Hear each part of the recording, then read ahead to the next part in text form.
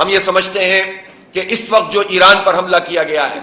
جس بڑے پیمانے پر انہوں نے سویلین آبادیوں پر بم پھینکے ہیں، ریفائنریز پر بم پھینکے ہیں، ہزاروں کی تعداد میں روز میزائل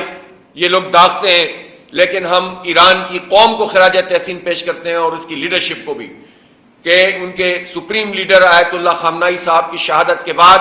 ٹرمپ یہ سمجھ رہے تھے کہ اب تو رجیم چینج ہو جائے گا، لوگ باہر آ جائیں گے اور ہم حکومت تبدیل کر دیں گے، جیسے وینزویلا میں انہوں نے صدر اور اس کی بیوی کو پکڑا اور رجیم چینج کر دی۔ وہ سمجھ رہے تھے ایران بھی اسی طرح کی کسی چیز کا نام ہے، انہیں تاریخ کا نہیں معلوم، یہ اسسمنٹ میں ہمیشہ غلطی کرتے ہیں، اور یہی ہوا کہ کوئی رجیم چینج کا تصور وہاں نہیں ہے، بلکہ خامنائی صاحب کی، آیت اللہ خامنائی کی شہادت نے ایرانی قوم کو مزید اکٹھا کر دیا ہے، اور ان کا ایک سسٹم ہے۔ اب جو آیت اللہ مجتبی خامنائی صاحب کو انہوں نے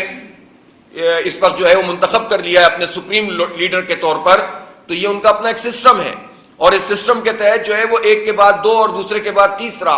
تو ظاہر ہے ایران نے اپنے مسلز کا مظاہرہ کیا ہے۔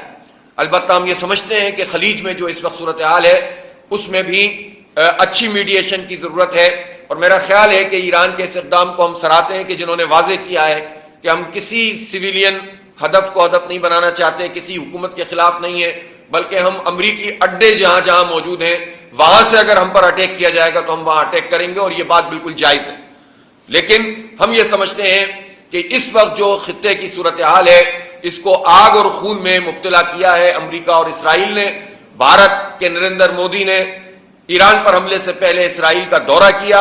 اور ان کا ساتھ دینے کا اعلان کیا۔ یہ تثلیث خبیثہ دنیا کا امن تباہ کر رہی ہے، اور اس کے مقابلے میں ہمیں پوری امت کو اکٹھا کرنا ہوگا۔ میں اس موقع پر ان لوگوں کے حوالے سے بھی بات کرنا چاہتا ہوں جو اس وقت بھی شیعہ سنی تفریق پیدا کرنے کی کوشش کر رہے ہیں۔ اس وقت جو ایران کے خلاف بات کر رہا ہے وہ امریکہ اور اسرائیل کے ایجنٹ کا کردار ادا کر رہا ہے۔ یہ بات آپ سمجھ لیں